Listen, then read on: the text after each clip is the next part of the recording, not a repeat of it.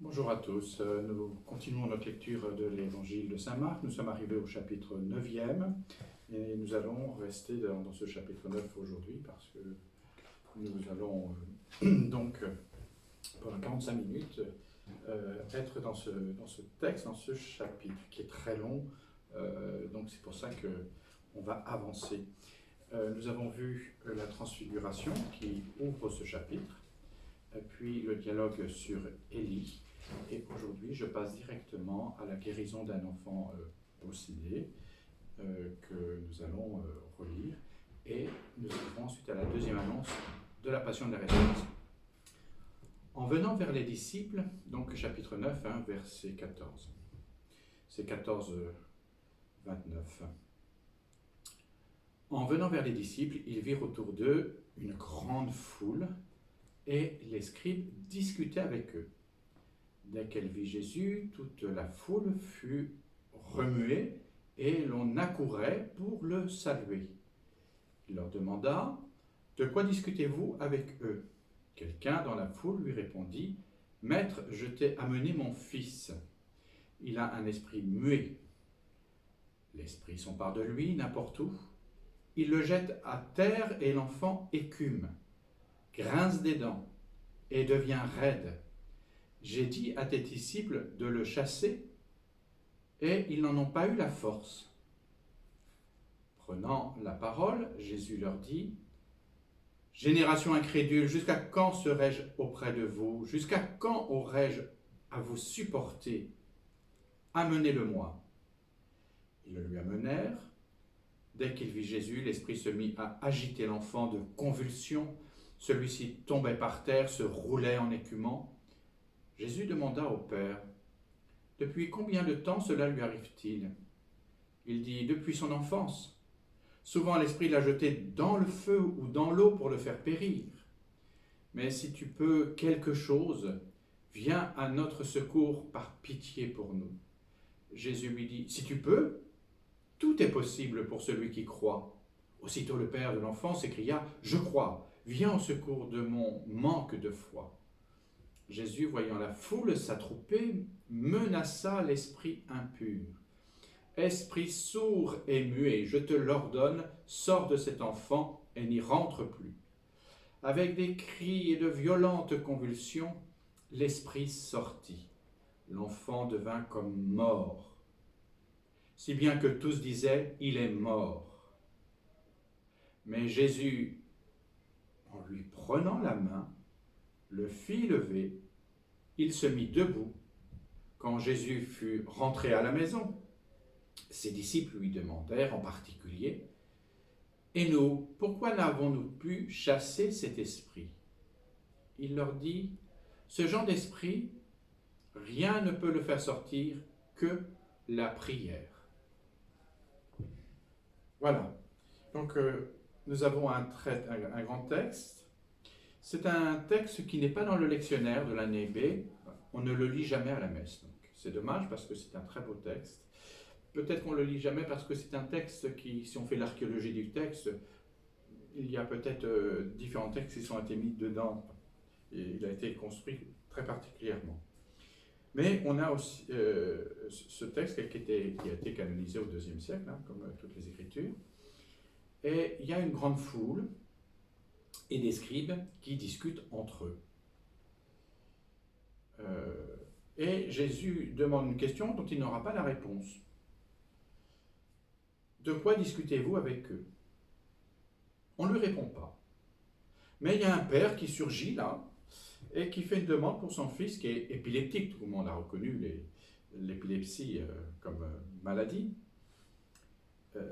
Alors il lui dit, mais je t'ai amené mon fils, il a un esprit muet. Donc il se met à décrire la maladie. Et l'infirmité va être mentionnée vraiment qu'au verset 26, c'est un esprit sourd et muet. Et la réaction de Jésus, je ne sais pas si vous l'avez noté, mais elle est surprenante. Elle est surprenante parce qu'elle est inattendue. Génération incrédule, jusqu'à quand serai-je auprès de vous? Jusqu'à quand aurai-je à vous supporter?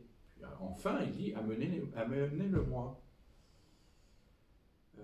La génération c'est quelque chose qui revient souvent. Et c'est quelque chose qui décrit un collectif. Donc on ne comprend pas trop parce que c'est comme s'il réagissait au fait qu'il n'ait pas de réponse à sa question. Il y a quelqu'un qui le dérange pour un exorcisme, en fait, pour une guérison. Mais voilà, il n'a pas la réponse à sa question. De quoi parlez-vous? Eh bien, il réagit durement. Alors on amène cet enfant, puisqu'il a dit amenez-le-moi, on amène l'enfant qui s'agite, qui rentre en crise, donc. Et on voit que c'est une crise qui est quand même très, très violente. Hein. Ils lui amenèrent, dès qu'il vit Jésus, l'esprit se mit à agiter l'enfant de convulsions, celui-ci tombant par terre, se roulait en écumant, et on voit un Jésus qui est comme un thérapeute, comme un médecin, tranquille. Il va parler à son père tranquillement. Depuis combien de temps cela lui arrive-t-il? C'est la question vraiment du médecin, quoi, hein, qui s'inquiète de ça. Et alors on voit le père qui répond tranquillement en lui disant que ça prend des proportions assez importantes, puisque depuis l'enfance il est atteint et que souvent il est même jeté dans le feu ou dans l'eau et qu'il a failli périr, quoi. Hein. Et il y a ensuite les invocations pour la prière qui en fait, il prie Jésus d'intervenir, et on voit qu'il dit quelque chose qui est fort intéressant. Ça peut nous arriver, nous aussi, de prier Jésus comme ça, de dire si tu pourrais intervenir, si tu peux, etc. Le Jésus de Marc, tel que Marc nous le présente, le Jésus de Marc ne supporte pas. Vous avez vu? Mais si tu peux quelque chose, viens à notre secours par pitié pour nous. Kyrie eleison, hein, c'est par pitié pour nous. Et la réponse de Jésus, si tu peux, point d'exclamation, 3 petits points, si tu peux, non mais, si tu peux, mais tout est possible pour celui qui croit. Tout est possible pour celui qui croit. Voilà, c'est pas une manière de prier. Et alors le Père se corrige tout de suite, il corrige tout de suite. Et il va faire une prière, une confession de foi. Hein. Je crois, viens au secours d'un manque de foi. Et il va obtenir la guérison, puisque Jésus va procéder à l'exorcisme guérison, on va dire. Et avez-vous noté ce qui se passe? Il voit d'abord la foule s'attrouper pour voir, hein, et il menace l'esprit impur. Esprit sourd et muet, je te l'ordonne, sors de cet homme et n'y rentre plus. C'est vraiment l'exorcisme, ça. Et avec la prière pour retirer l'esprit. Et il tombe inanimé. Et tout le monde dit, bah, il est mort, quoi. Il est mort. Et vous voyez, c'est toujours la même façon de faire pour la fille de Jaïros. On avait la même chose pour un autre, c'était aussi la même chose. En lui prenant la main, voyez, Jésus, lui prenant la main, le fit lever et il se mit debout. Et vous entendez mon refrain, de la mort, position horizontale, passe à la verticale, donc il va être debout, donc il est ressuscité, mort et résurrection. C'est Jésus qui réveille ce mort, enfin ce comme mort en tout cas. Il le relève de cette maladie. Et il y a ensuite ce petit dialogue à la maison entre Jésus et les disciples. Ils sont plus dans l'ordre de l'intimité. Et il nous dit bonjour, c'est bien la paroisse. Pourquoi je vais arrêter les choses, le téléphone me dérange en plein enregistrement. On va arrêter ça.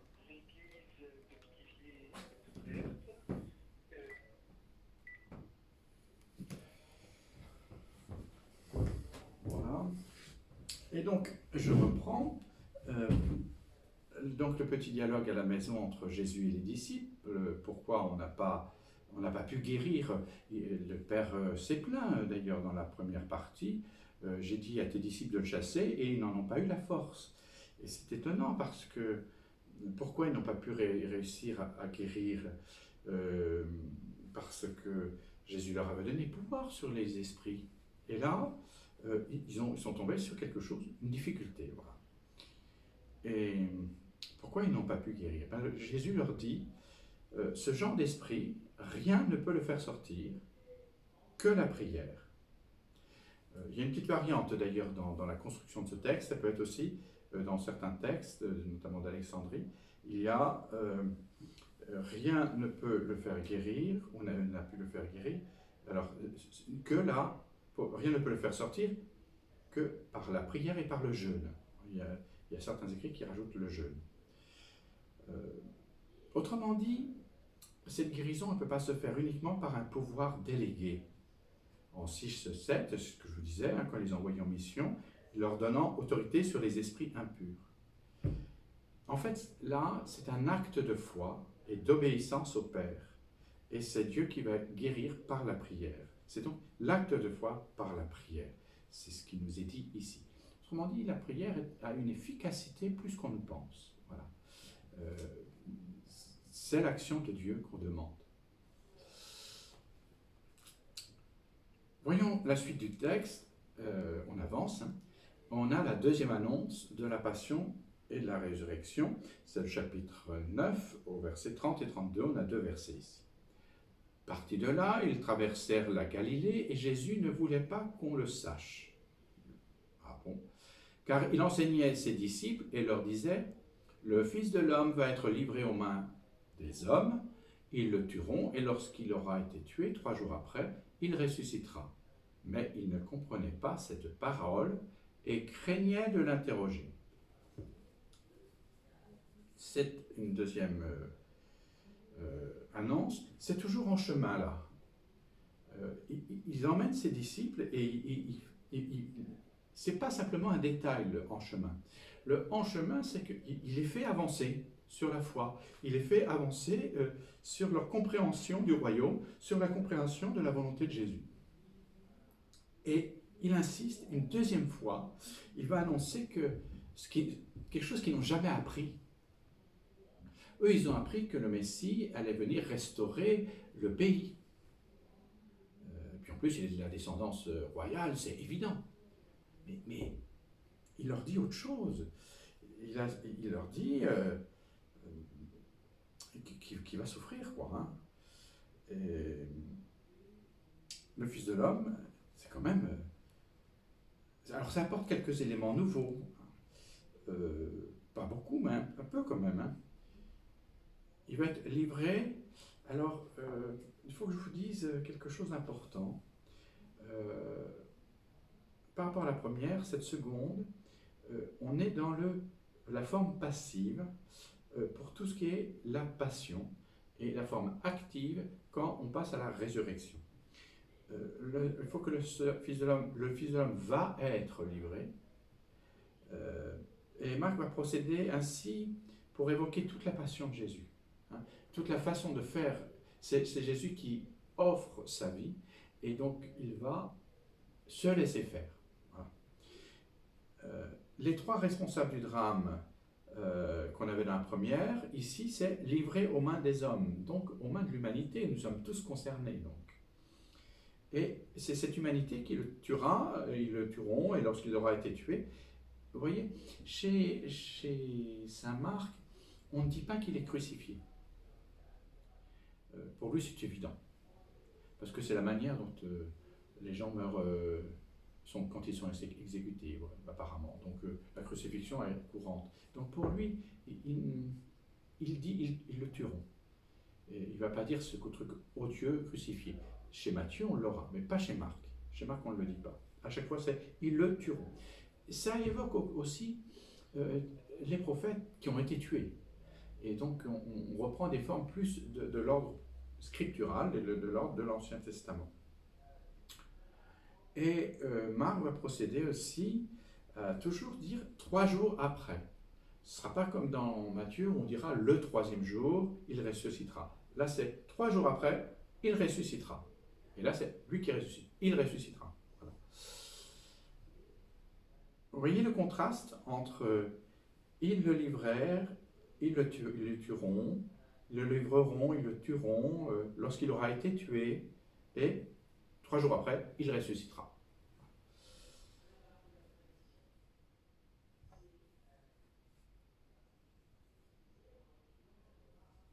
Et voyez qu'en ce chemin, et puis,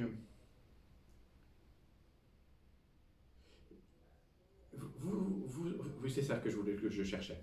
À la transfiguration, il avait été dit, écoutez-le. Celui-ci est mon fils bien-aimé, écoutez-le. Et donc, il ne cesse d'enseigner les disciples. Et regardez l'importance que prend cet enseignement. Il prend toujours les disciples à part. Dans la guérison d'un enfant possédé, il rentre à la maison, et là, quand Jésus fut rentré à la maison, ses disciples lui demandèrent. Donc, il prend le temps de les enseigner à part. Il forme son équipe des 12. Hein. Il en prend soin. Hein. Et là, il traversait la Galilée, donc on n'est plus en terre païenne, on est dans la Galilée, donc on rentre dans le pays de Jésus, et il veut que ce soit anonyme, mais il veut surtout être tranquille parce qu'il veut enseigner ses disciples, et il veut absolument qu'ils comprennent qu'il doit passer par la passion pour ressusciter. Et ça, les disciples ne peuvent pas le comprendre. Pourquoi ils ne peuvent pas le comprendre? Parce que ce n'est pas dans leur culture. On ne leur a pas enseigné ça. Donc, le Messie, quand il vient, il doit venir dans la gloire et il doit restaurer, libérer le peuple. C'est ça qu'il pense.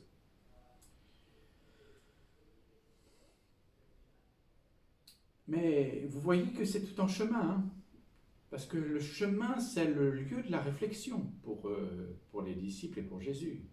C'est en chemin qu'on peut devenir disciple. Si je veux élargir ça à nous aujourd'hui, si vous voulez être disciple de Jésus, il faut savoir quitter sa zone de confort pour accéder à un moment de remise en cause, afin de réaliser une nouvelle étape de compréhension. Il faut accepter d'être déstabilisé par les Écritures pour rentrer davantage dans une autre façon de croire en Jésus, de penser, d'imaginer Jésus.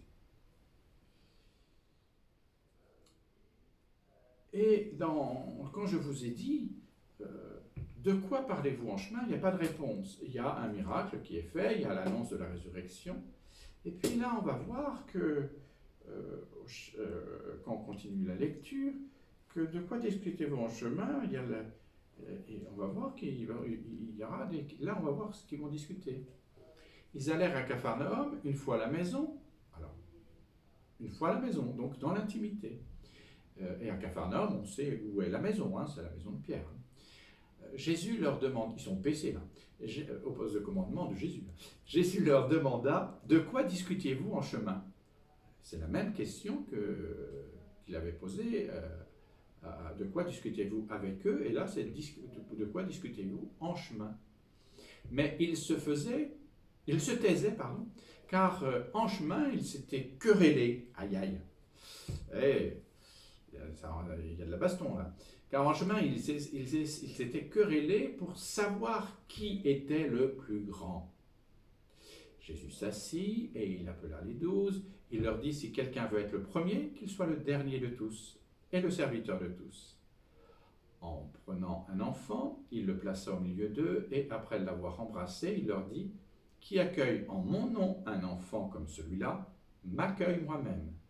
Et qui m'accueille, ce n'est pas moi qui l'accueille, mais celui qui m'a envoyé. Ah, là, on va plus loin. On voit bien que les disciples, non seulement ils n'entendent pas l'annonce de la passion, mais comme maintenant ils savent que c'est le Messie, le roi Messie, on veut savoir qui sera le Premier ministre, qui sera le ministre de ceci, le ministre de cela, qui sera à sa droite, qui sera à sa gauche, enfin voilà, qui aura les places d'honneur.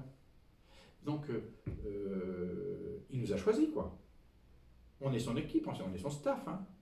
Donc, ils sont les 12. Et puis, il n'arrête pas de nous enseigner, de nous prendre à part. Et donc, comme il nous prend à part, qu'est-ce que je vais...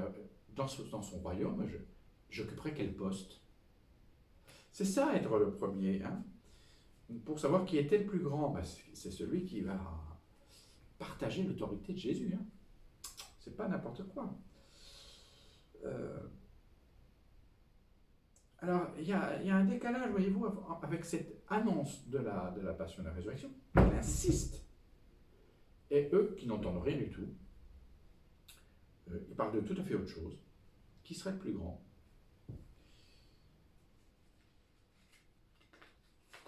Ah. Alors, ça va chauffer. Mais tendrement, Jésus s'assit. Ça veut dire que là, il va se poser. Hein. Il appelle les 12 et on va s'expliquer. C'est son premier enseignement. Si quelqu'un veut être le premier, qu'il soit le dernier de tous et le serviteur de tous. C'est le désenchantement complet. Ce n'est pas un poste qui aura l'honneur. S'il est le premier, il faut être le dernier. Et le dernier, c'est celui qui sert, qui servira. Et puis, d'un seul coup, il prend un enfant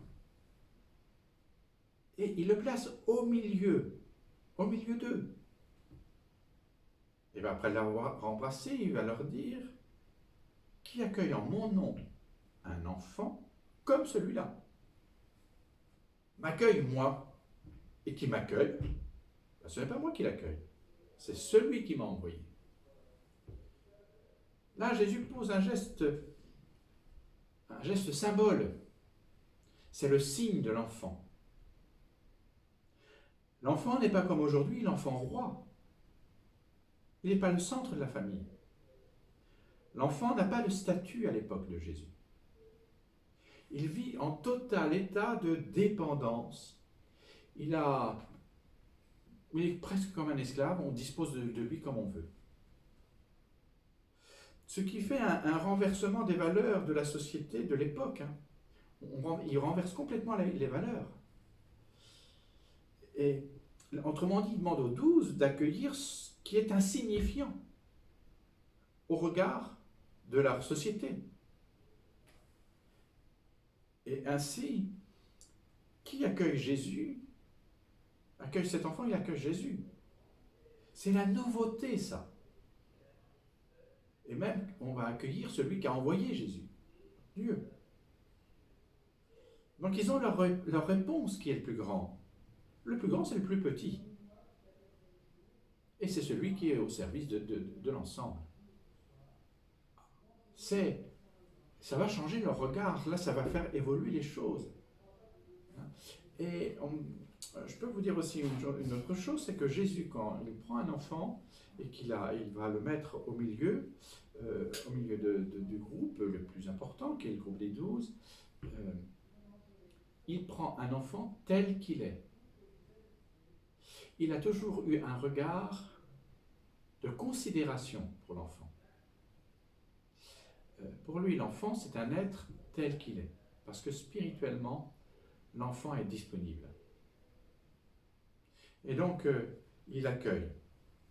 On verra ça plus tard, c'est le premier signe de l'enfance, mais l'enfant comme un signe de ce qui est le plus grand dans le royaume. C'est parce que le dernier est premier dernier, et là, on a déjà une amorce. Il reviendra là-dessus, sur cette question. Parce qu'on voit bien que chez les disciples, ça ne passe pas. C'est pas leur culture, ça. C'est pas ce qu'ils savent. Mais c'est l'enseignement de Jésus. Alors, qui n'est pas contre nous est pour nous. Alors, là aussi, ils vont évoluer. Ils sont en chemin. Jean lui dit, Pierre, Jacques et Jean, hein, c'est un de ses cousins, ça, Jean, hein, fils de Zébédée. Jean lui dit, Maître, nous avons vu quelqu'un qui chassait les démons en ton nom,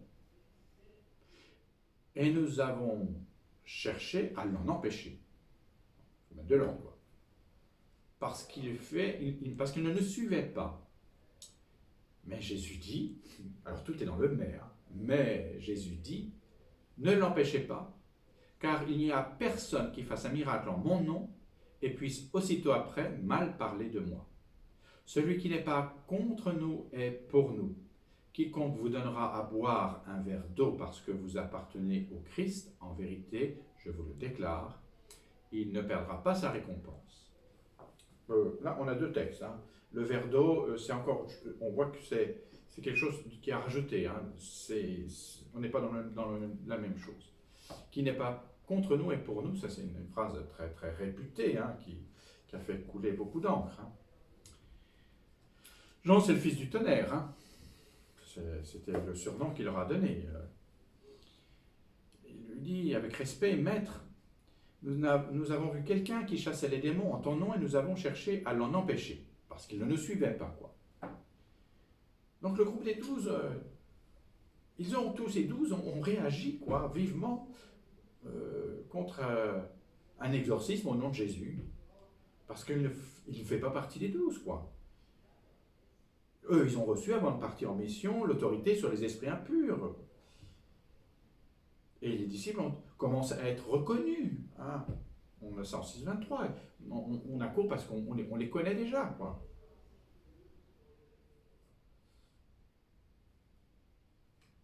Et puis, on a vu que dans la maison, ils s'étaient inquiétés. Enfin, pourquoi nous n'avons pas pu chasser cet esprit sourd et muet? Et lui, il chasse les démons. Mais il n'a pas eu l'autorité de Jésus.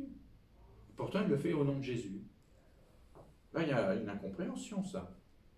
Il y a de la concurrence, n'est-ce pas? Il y a de la concurrence. Et Jésus va répondre direct, la même réaction qu'on trouve dans le livre de Josué, d'ailleurs, non, pas le livre de Josué, qu'on trouve comme réaction c'est Josué qui a la même réaction qu'ici. Vous avez ça au livre des Nombres, c'est chapitre 11, versets 25 et 29. Il faut que je vous trouve cela.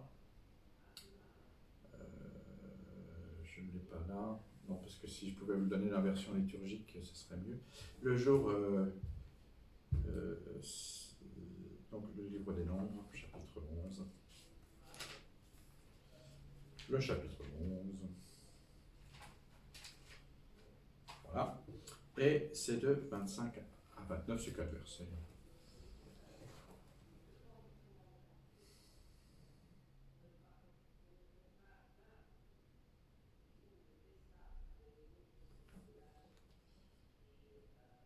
Voyons voir. Je vous dis ça. Moïse reprit. Il compte 600 millions de fantassins, c'est les premières crises hein, qu'ils trouvent dans l'Exode. Ce peuple au milieu duquel je me trouve, et tu dis, je vais leur donner de la viande et ils auront à manger pendant tout un mois. Quand même, on abattrait pour eux petit et gros bétail, cela leur suffirait-il? Tous les poissons de la mer, et si on pouvait les pêcher, pour eux, leur suffirait-il? Le Seigneur dit à Moïse, le bras du Seigneur sera-t-il si court? Tu vas voir maintenant si ma parole se réalise ou non pour toi. Donc on voit Moïse qui maugrait contre Dieu parce que il faut donner à manger à des étrangers. Enfin, c'est pas possible ça. On va voir que Dieu dit tu doutes de moi, tiens, on va voir. Je vais faire et tu vas voir si c'est oui ou non. Tu vas voir. Donc la concurrence, on s'en plaint quoi. Hein. Et Jésus va avoir une réponse directe par rapport à ça. Ne l'empêchez pas, car il n'y a personne qui fasse un miracle en mon nom et puisse aussitôt après mal parler de moi. Celui qui n'est pas contre nous est pour nous. Donc, celui qui n'est pas contre nous est pour nous. Donc Jésus va interdire l'esprit d'exclusive. Ne l'empêchez pas. Ce n'est pas exclusif, les 12. Ils ne doivent pas exclure les autres. Voilà. Il y a des gens qui sont des nôtres, même s'ils ne font pas partie de notre liste. On reconnaît l'arbre à ses fruits, nous dira Matthieu. Hein, on reconnaît l'arbre à ses fruits. Matthieu, chapitre 7, verset 20. Et on a ensuite ce passage du verre d'eau. celui qui n'est pas contre nous et pour nous, et on découvre, quiconque vous donnera à boire un verre d'eau, passe tout à fait autre chose, parce que vous appartenez au Christ, en vérité, je vous le déclare, il ne perdra pas sa récompense. Vous voyez bien, parce que vous appartenez au Christ. Ce passage sur le verre d'eau fait penser à l'accueil des missionnaires dans les missions. C'est ce qu'ils ont connu, eux, durant leur mission, les disciples. Donc il va partir de leur expérience pour leur faire comprendre la bienveillance d'un bon accueil dans une maison. Et il va transformer l'accueil l'accueil du Fils très haut. Il perdra, et là, on va, pour la première fois, pulvériser un peu les univers terrestres. On va aller dans le céleste. Parce que il ouvre, il ne perdra pas sa récompense. Ah. La bienveillance ici d'un bon accueil dans une maison transforme l'accueillant en fils du Très-Haut. Il ne perdra pas sa récompense. Le don entraîne automatiquement le contre-don. Quand vous donnez, il doit y avoir une reconnaissance d'avoir donné. Ne serait-ce que pour dire merci. Merci, c'est le contre-don. Hein, ou le sourire.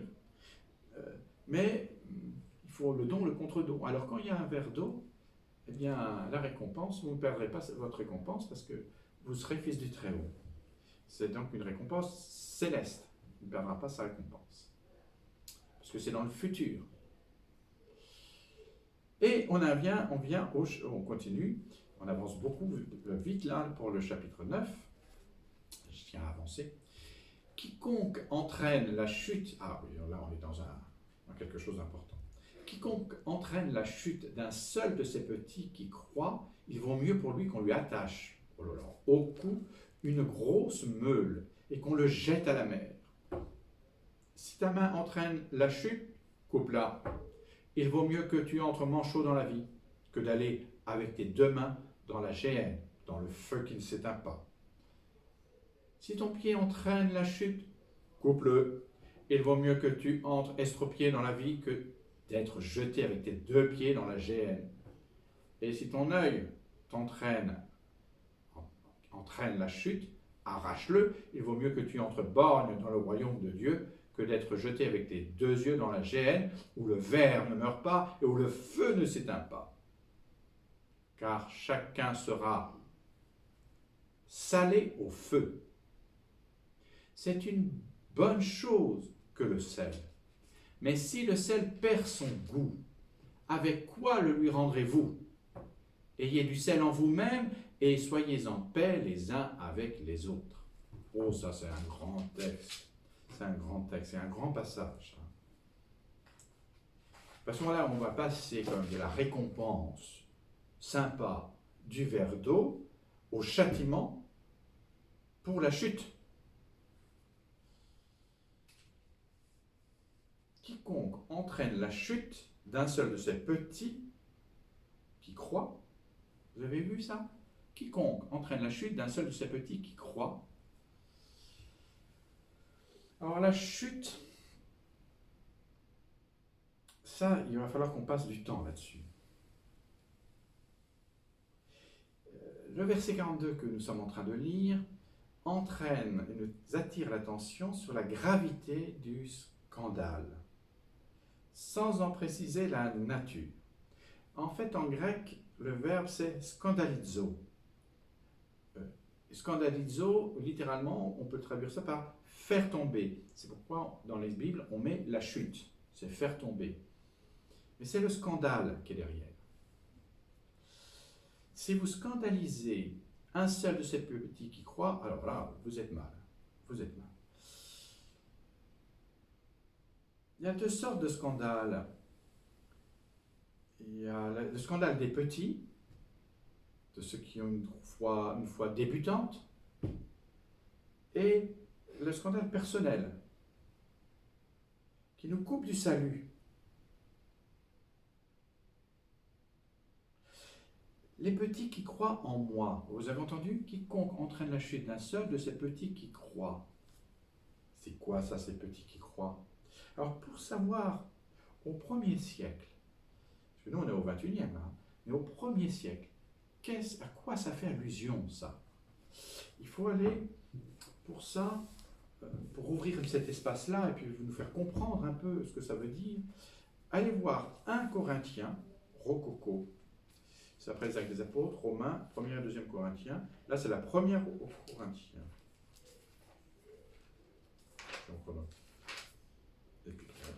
Premier aux Corinthiens, et c'est le chapitre 7, 7 à 13, je crois. Chapitre 7. Je retrouve, hein.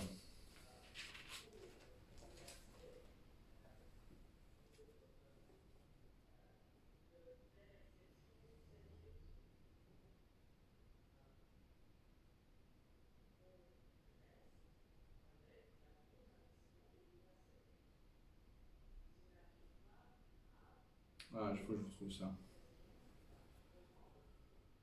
Premier épître aux Corinthiens. C'est les viandes du sacrifice. Je ne retrouve pas. J'ai peut-être pas noté mon. J'ai peut-être pas dû noter le chapitre en fait. Mais en tout cas, on va aller dans Romains 14. Alors, Romains 14. Je reviendrai sur cette affaire-là parce que j'ai pas noté j'ai noté les versets, pas le chapitre. Le chapitre 14 est très éclairant. D'ailleurs, dans l'épître aux Romains, c'est encore plus parlant que dans Corinthiens. Accueillez celui qui est faible dans la foi, sans critiquer ses scrupules.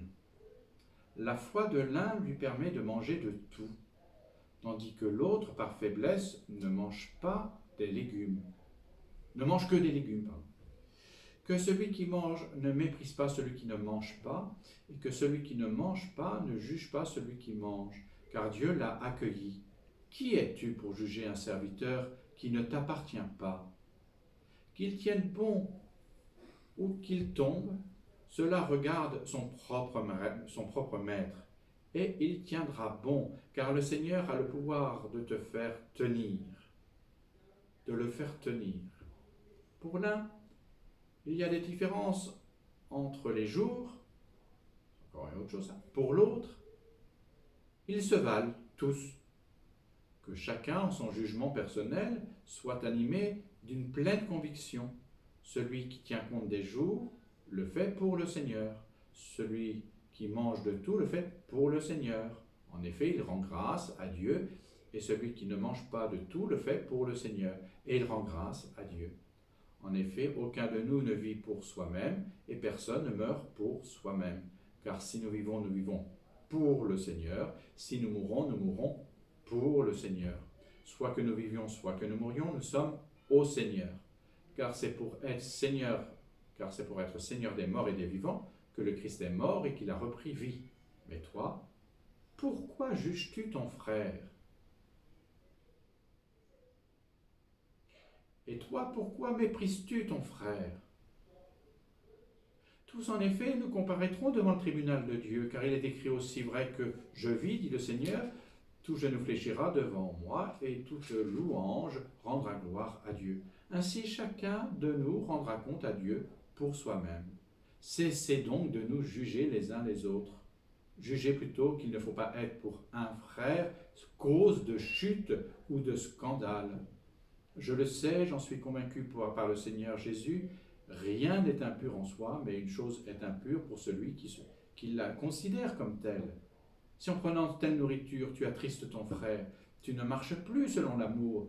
Garde-toi pour une question de nourriture, de faire périr celui pour lequel Christ est mort, que votre privilège ne puisse être discrédité. Voyez.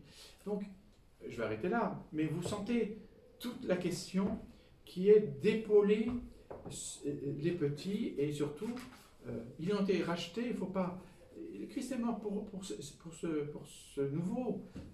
Et il y avait une tradition, c'était dans un temple, on offrait des viandes aux idoles, mais on se réunissait à table et on mangeait les viandes qui étaient là, étaient cuites, etc. Et après avoir fait le geste d'offrande, on partageait la table. Mais c'était une manière de manger et de communier à la force de l'idole de faire ça. Alors, évidemment, chez les chrétiens, ceux qui étaient baptisés, etc., ceux qui étaient des vieux routiers déjà, ils participaient à ça sans communier à l'idole. Pour eux, c'était un repas de convivialité. seulement pour quelqu'un qui sortait de l'idolâtrie et qui venait juste d'être baptisé, on lui avait dit de renoncer à ça. Hein, les 3 questions du renoncement qu'on a au baptême, c'est renonces-tu à ça? Hein, et revenir manger de la viande, il faut cheminer pour arriver à s'écarter de communier à l'idole et de manger une simple viande. Donc dans la conscience, il faut faire du chemin. Eh bien, vous voyez, ça a été quelque chose qui est quand même très difficile. Et ici, le scandale est vraiment arrivé. Et donc, on a toujours les 3 sentences hein, pour l'œil, la main, le pied, la main.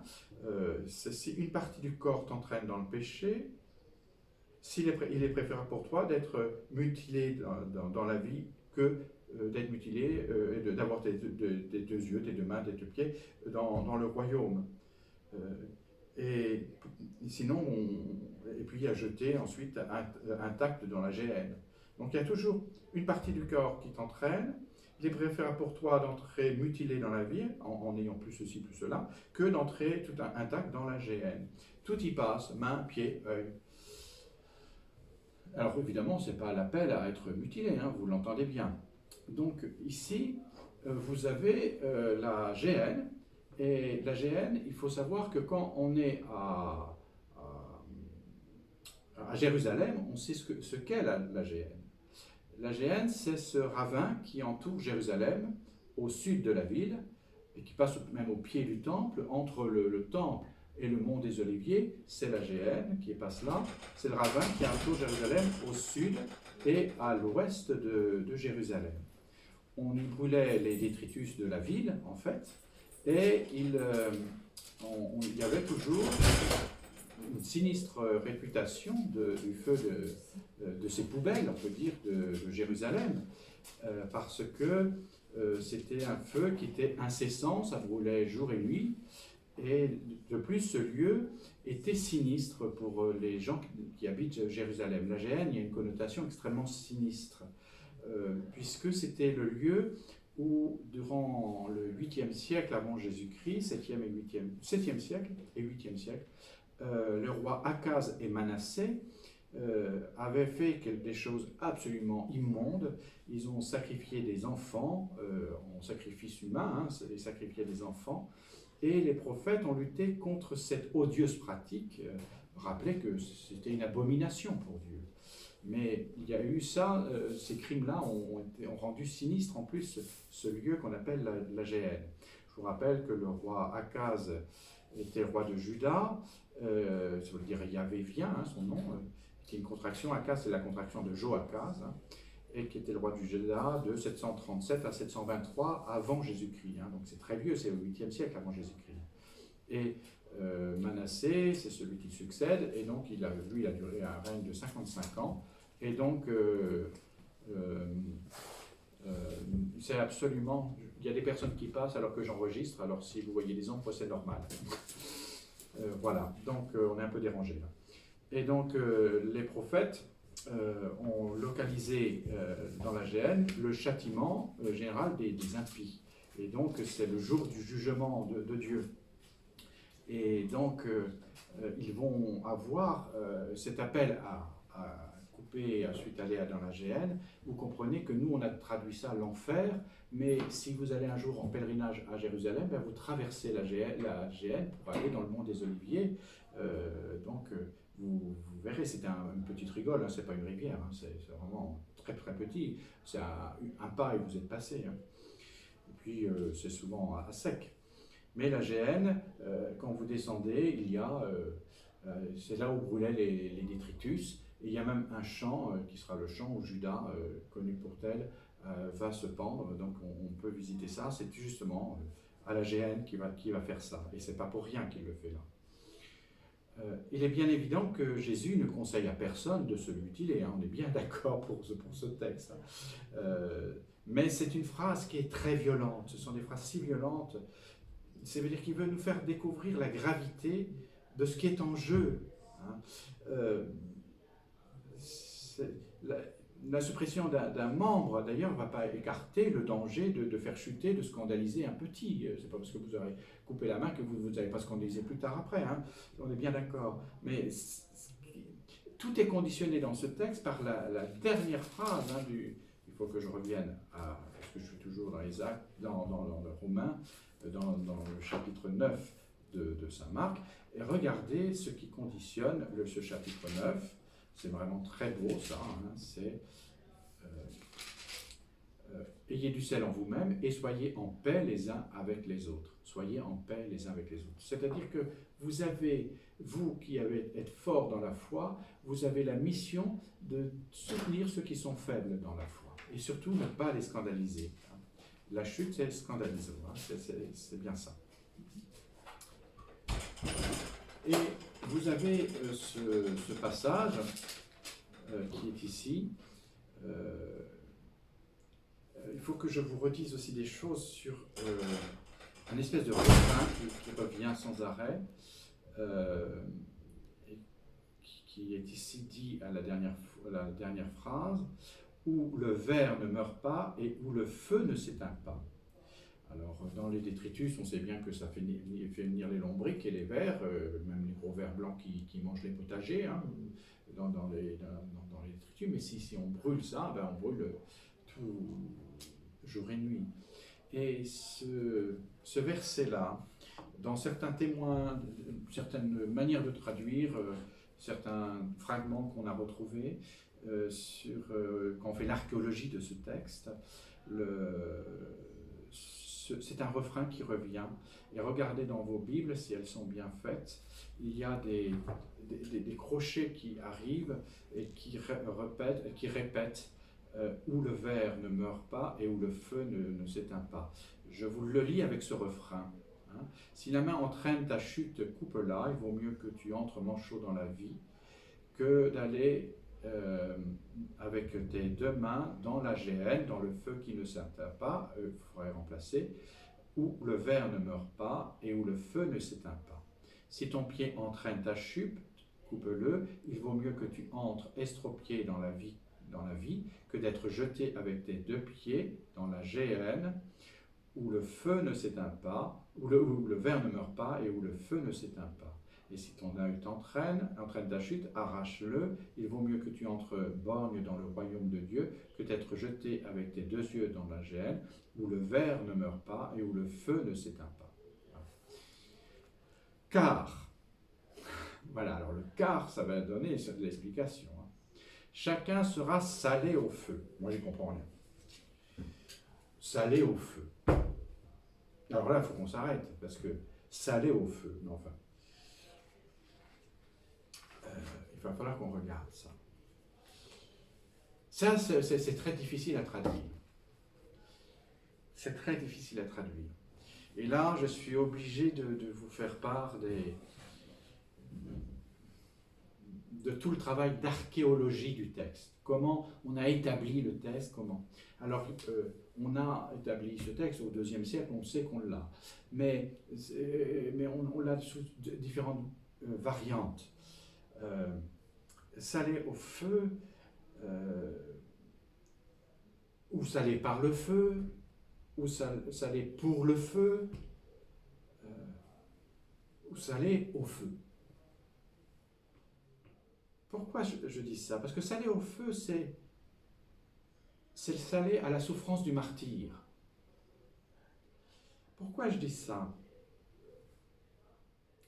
Parce que soit on a des copistes, parce qu'on a tous ces textes, parce qu'on les a recopiés sans cesse.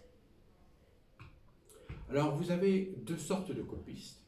Les copistes intelligents, c'est les plus terribles, et les copistes bêtes, c'est les mieux. Les copistes bêtes, c'est qu'ils vont pas penser, ils vous mettent le texte à l'identique. Mais quand vous tombez sur un texte comme ça, salé au feu, les copistes intelligents vont se mettre à dire il faut que je le traduise dans le langage culturel pour que ce soit parlant, etc. Donc, et quand il y a eu la traduction 200 ans avant Jésus-Christ, qu'on appelle la Septante, la Bible en grec, traduite de l'hébreu en grec, eh bien, le copiste, ils vont dire, tout don de vos sacrifices sera salé de feu, sera salé de sel. Pardon. Tout don de vos sacrifices sera salé de sel. C'est l'offrande. Hein. Et le siècle suivant, d'autres copistes intègrent cette référence dans ce texte de la Vulgate. Et quand on écrit la Vulgate, donc Saint Jérôme, donc c'est au IIIe siècle, donc Saint Jérôme c'est en latin, grec-latin, toute offrande sera salée au sel. Et on va lire, on lit en puri dans le feu, ou dans des copies qui viendraient plus du Vatican, on lit au feu, comme ici, où sera salé le sel, où offrande sera salée au sel. Vous voyez, on a changé. Et donc, on est revenus tous aux copies bêtes, c'est-à-dire le plus lambda, pour dire il salé au feu. Et qu'est-ce que ça veut dire? Quelle est l'action du feu et quelle est l'action du sel? Le sel brûle, le feu brûle. Quand on va se baigner dans l'océan et qu'on se couche la nuit sans s'être douché, ce qu'il ne faut surtout pas faire, vous vous relevez, vous allez vous doucher, hein, ça brûle de partout. Hein. Donc le sel brûle, le feu brûle. Et on peut dire que ce feu, le sel, lui, il va conserver et il va avoir de la saveur pour la vie dans le royaume. Donc il y a l'idée de donner du goût et l'idée de la conservation et même l'idée de purifier. Donc donner du goût, de la saveur et conserver quoi? Bien, l'alliance, l'enseignement de Jésus, et purifier de la chute, purifier du scandale, purifier donc de ce qui nous gêne pour scandaliser. Donc être fraternels les uns avec les autres. Voilà pour ce que je voulais vous dire. Il est étonnant ce petit passage sur le sel, parce qu'il est inattendu, mais la dernière phrase, « Ayez du sel en vous-même », donc on voit bien, ayez cette conservation de l'enseignement, ayez de la saveur dans votre vie, et soyez en paix les uns avec les autres, et donc, soyez en paix avec les autres, c'est la réponse à ne pas entraîner dans la chute un de ces petits.